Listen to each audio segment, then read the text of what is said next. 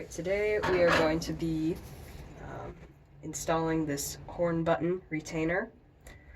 And so I've taken the old one out of there, and as you can see, the old rubber has broken off.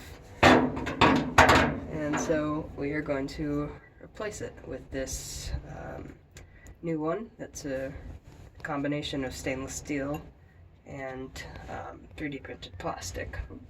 So we need to take our 3 screws here, and we are just going to situate that on.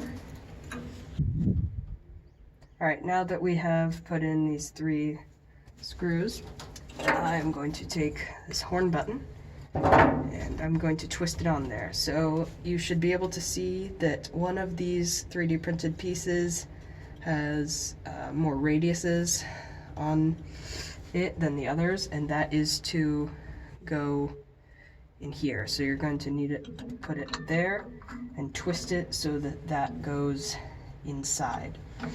So it's going to take a fair bit of pressure, but now it's not going to come out unless you really want it to. So there we go.